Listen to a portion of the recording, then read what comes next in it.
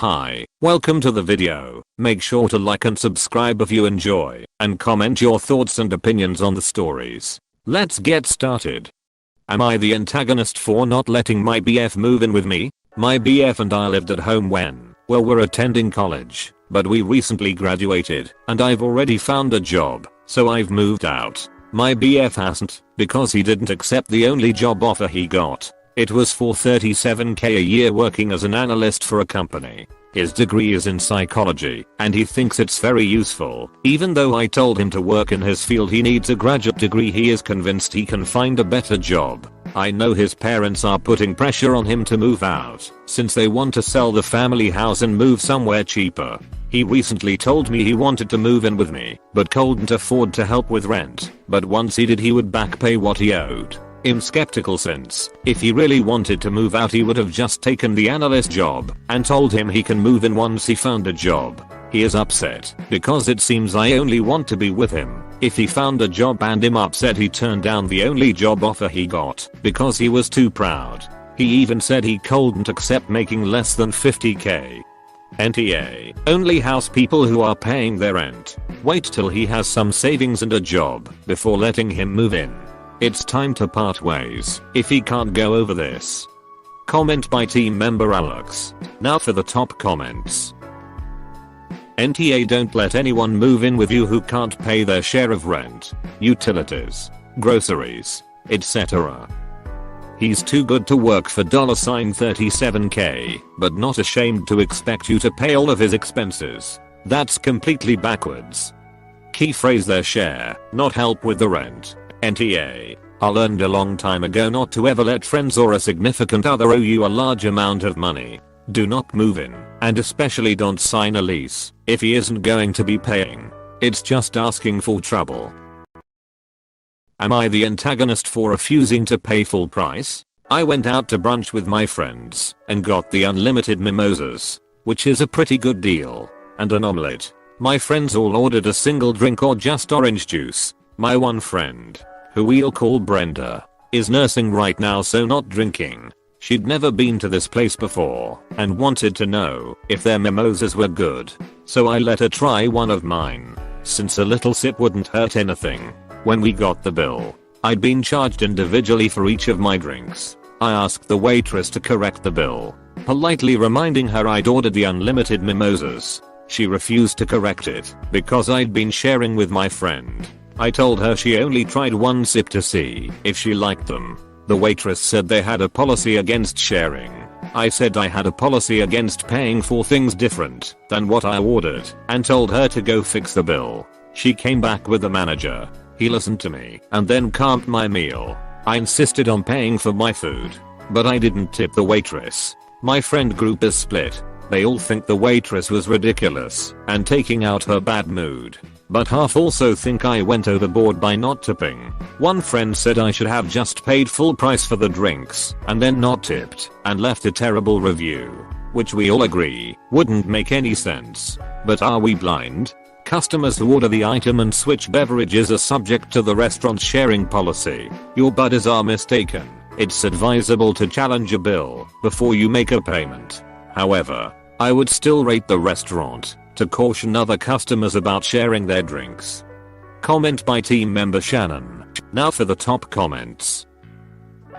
NTA, I was a server for many years and have worked in places with a no sharing policy for all you can eat / drink specials. If I thought I saw you sharing, I would have politely brought the policy to your attention immediately in the moment in case you didn't know or understand. I would not have touched your bill unless you continued, and even then I would have warned you. You don't wait until you give them the check. If she brought you another drink after witnessing what she thought was you sharing, she should have told you you were now being charged individually and why. Exactly. If she thought I was doing something wrong, she should have told me. What she did was underhanded and passive aggressive. NTA. But the waitress definitely was. NTA, I don't get this tipping culture sometimes. This lady straight up tried to scam you, but you're still supposed to tip for her services? There's a limit. Am I the antagonist for offending my ex's parents after they tried to get us back together? I'm 38F. I was in a relationship with Mark 42 male, for 9 years. Mark was a widower with 2 kids when we met. His kids were not able to handle Mark moving on.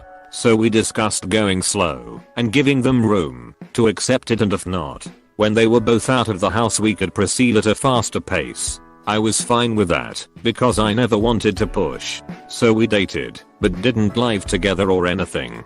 Mark did therapy with the kids and had them speak to individual therapists to try and help them deal with their grief and to help them understand that he deserved to be happy. The kids were always very distant and cold toward me. I never pushed, but I did attempt to form a bond with them. But it always felt like I was being dismissed. Fast forward to both of them being out of the house, and they had expressed that they were uncomfortable with visiting the home if I were to move in, and that they would not be able to treat me like part of their family. Mark wanted us to give it a little more time and maybe go out to visit as a couple before things progressed. So a couple of months after that we went out, along with his parents, to see his kids and to spend time all together.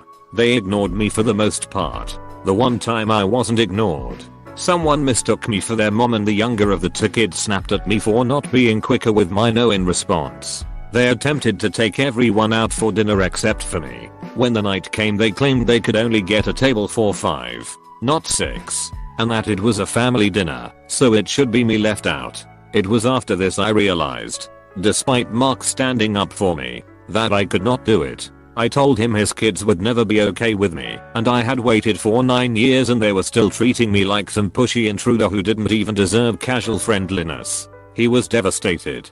His parents were upset, and on and off, since our breakup they were in touch to check on how I was doing. They then tried to set me up on a date with Mark a few weeks ago. I told them they needed to put that to rest because it was not going to happen. That I was moving on with my life and they needed to let us all do the same because it was not healthy for us to be together. They said Mark and I love each other, and I said we did, but that I loved myself enough not to tie myself forever to a man who has kids who will never, ever come to terms with his moving on. That I had my dreams of a family and it was not something I would sacrifice or carry out with someone who has family who would treat them badly. They said I was unfairly blaming the kids and took offense to my not loving Mark enough to endure it. I felt bad because maybe I was too harsh. Am I the antagonist? They objected to my not liking Mark enough to put up with it and claimed I was unfairly blaming the kids. He says, they don't want you to replace their mother, and I understand that, but you didn't try, and even as adults, they still treated you badly.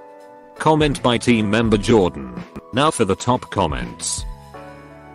NTA. If they try to approach you again just tell them that it's not their place and you're done discussing this topic. Mark was allowing his kids to get away with controlling the situation, and if you ever did have kids with him, his older children would treat them the same as you. Just avoid/block them and work on moving on with your life.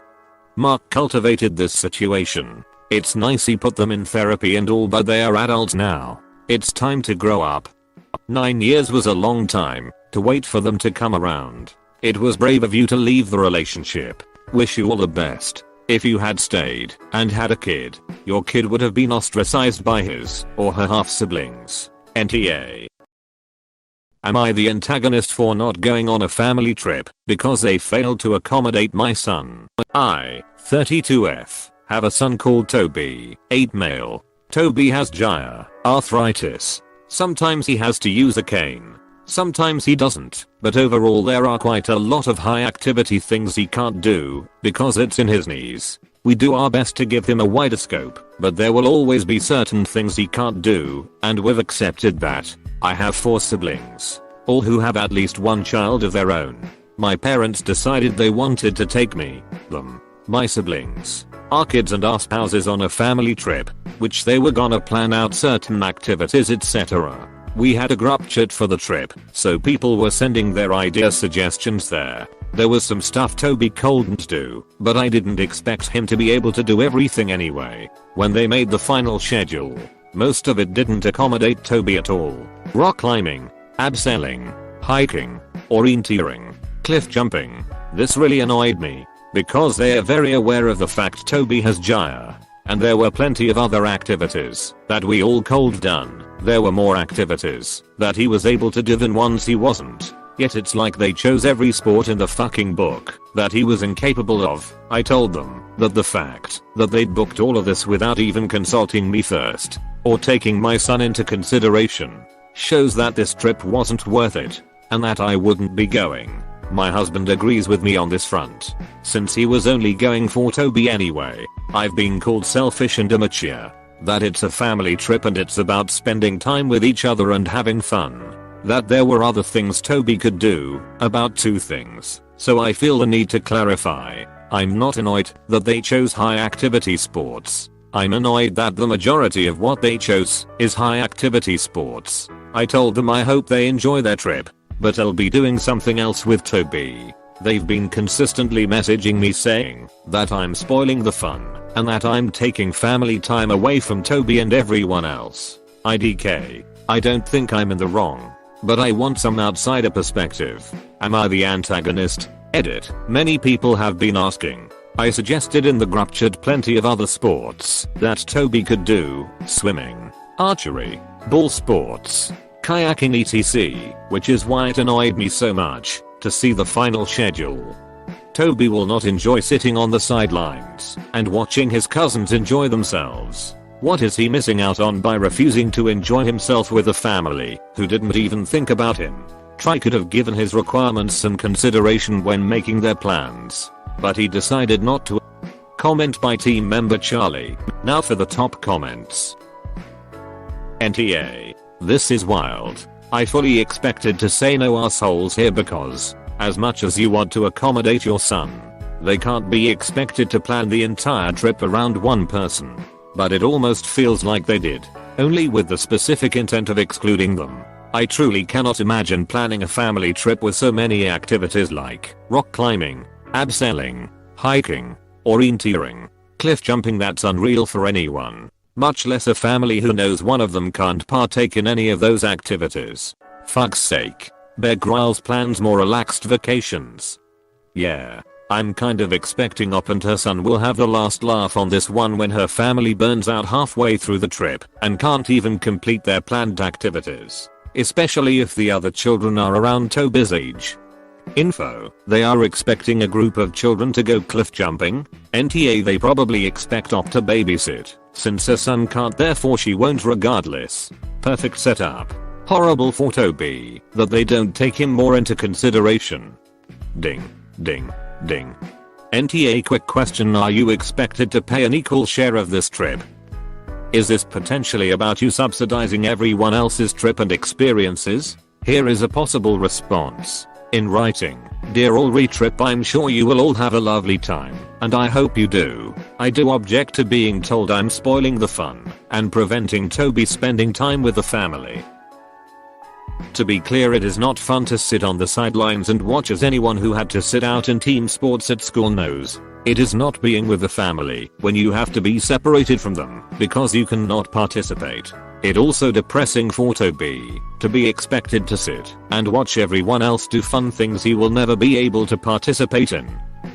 Edit: smile though conversations, while everyone talks about how much fun the activity was that you got left out of for an entire week of what is supposed to be fun holiday. It is also a lot of money for us to spend, so Toby and I can hang around and watch everyone else enjoy themselves. I'm not suggesting that you shouldn't go and your children shouldn't have these experiences. I'm asking for some empathy and a bit of thought as why it isn't appropriate to expect us to attend and self-centered to only consider how us not attending affects you. I'm also asking you to consider how Toby will feel and how you would feel if you were being called selfish and immature.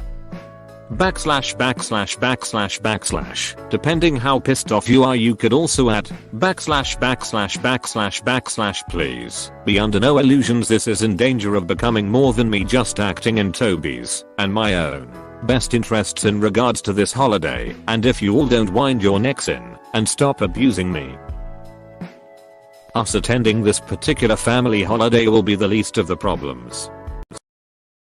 Am I the antagonist for telling my mom that I don't trust her medical decisions anymore? For context, my mom is anti-vaxx, Me and my sister didn't get the HPV vaccination when we were younger because my mom thought it would be unhealthy and cause serious side effects. She doesn't trust regular medicine and rather uses homeopathy. Additionally, when I was 17 I went to a psychologist for my mental health and she accused me of making up problems, faking my symptoms, and put the blame on herself and called herself a bad mom instead of trying to get me help. There's also a history of my parents ignoring any signs of mental illness or neurodivergency, and I'm still waiting for a psychiatrist appointment to get checked properly. I, 19F, recently went to the gynecologist to get my yearly checkup. I mentioned to my doctor, 52F, that I didn't get my HPV vaccination when I was young because of my mom. But I did my own research later in life and would like to try and still get it. My gynecologist is currently helping me to get everything sorted with my health insurance to make this wish possible. When I went back home, I had a small fight with my mom about another upcoming doctor's appointment and a planned HPV vaccine. But then eventually told her that I don't want to listen to her because I don't trust her medical decision making anymore. She asked me to elaborate my reasons and I listed up the reasons given in the context above. She started crying, saying that she just wanted the best for me and my siblings, and that I wouldn't have to worry about getting cancer because of the yearly checkups at the doctors. I don't want to put words into her mouth, but for me that basically means that she would rather want us to go through cancer treatment than getting vaccinated. She called my gynecologist scared for helping me trying to get the vaccination sorted out, and because she still wears a mask at work, that woman is a doctor. Of course she wears one. I defended her because she's a great doctor and only helps me because I asked her to, but my mom wouldn't listen. Instead she got offended and asked me if I trust other people more than her, and I said yes. I would rather ask a doctor when it comes to medical decisions. I trust you as a mother, but I can't trust you with my personal health anymore. I ended the conversation by reminding her that I already told her at 18 that I would make my own medical decisions as an adult, and even though I appreciate her for trying to give me a healthy childhood, she has to respect my decision now. My dad thinks I'm the R because I made her cry and snapped at her. Am I the R in this situation? Should I apologize or just try and talk to her again? Edit. Some words in sentence 4 didn't belong there plus wrong words used in sentence 3. I recently underwent a LEAP treatment owing to the HPV kind that causes cervical cancer, and I'm in my 30s. My sister and I weren't immunized when the vaccine first became available because my mother didn't want to pay for it when we were teenagers. Comment by team member Taylor. Now for the top comments. NTA. You are an adult and can make your own health decisions now, and it really isn't any of your mom's business. Even if OP wasn't an adult, it's perfectly reasonable to trust a doctor's opinion more than someone who's done their own research. Not the a-hole. NTA. You handled this just fine. Mom is trying to guilt bomb you. NTA. You are an adult. Your medical decisions are your own. While her motives were questionable when you were a minor, she has no say in it now. Good for you for sticking up for yourself. Am I the antagonist for confronting my husband for hiding the fact that he has another child? I met my husband 6 years ago and we got married 2 years ago. We have 2 kids together, a 3-year-old and a 1-year-old. Our relationship has been pretty amazing all these years, and I was never given reasons to question him ever. We even trust each other with our phones. It's not like we are searching each other's phones to see if somebody's cheating. But for example, if he's in another room and someone calls or texts him and his phone is next to me, he'll ask me to check who is it and what the text says. So few days ago I was sitting on the couch. My husband was doing the dishes and he got a text. He told me to check who it is, and it was a plain number with no contact name, and the message said, I want to introduce you to my boyfriend this week. I'm sure you'll love him. I love you and miss you. Can't wait to see you. I didn't even know what to think. I had no idea who it was, and at first I thought they had the wrong number. I didn't pay much attention, and I told my husband it was an unknown number and probably a mistake. As I said, I had no reason not to trust him. Couple days pass, and as I was getting ready for work another text comes which says, "So X and I will be waiting for you at Y restaurant on Saturday. Got a reservation at 7 PM in X name. See you then. Love you." It was the same number. That's then I realized it was not an accident, so I confronted my husband about it. At first he was insisting it's an accident, but after a lengthy argument we had, he ended up admitting that he got a second SIM card which he always takes out when he's around me, and he just forgot to take it out. That's why he got these messages while I was present. The other thing that I found out was that the person who was texting him was his 17-year-old daughter who I was unaware of. Basically at 16 he got a classmate of his pregnant, and they went NC immediately after that, and haven't spoken in years. He never knew if she indeed gave birth, or gave up the baby for adoption. Nothing. He found out of his daughter's existence a bit before I gave birth to my 3-year-old. He did it from me for all this time because he was afraid of my reaction, and that I might not be as accepting. I confronted him about the fact that he hid it from me, and he said that after all I had no business knowing, and how he handles the situation with his older daughter is none of my business after all, so I better quit the tantrums and suck it up. I feel so guilty that I fought with him over it because he was just trying to be a good dad, and he didn't want to risk losing his daughter again in case I was not accepting of the situation. Am I the antagonist? He truly was unaware that he had a daughter. He wasn't at fault for not knowing. He lied to you for years and actually obtained a second SIM card to conceal texts from you. He is entirely to blame for not having enough faith in you to tell you the truth. Comment by team member Jordan. Now for the top comments. He ended up admitting that he got a second SIM card which he always takes out when he's around me, and he just forgot to take it out. That's why he got these messages while I was present. What? It would be bad enough without this. But who TF did you marry? This is insane. And would be a deal breaker for me. I'm so sorry. Not the a-hole edit. I really hope this is rage bait. Because if not, it's time to file for divorce. NTA of course. Also, how does he have the audacity of saying that his hidden daughter is none of her business if they are married and share finances, and therefore possible child support payments would come from their finances and therefore possibly affecting their finances and of their children.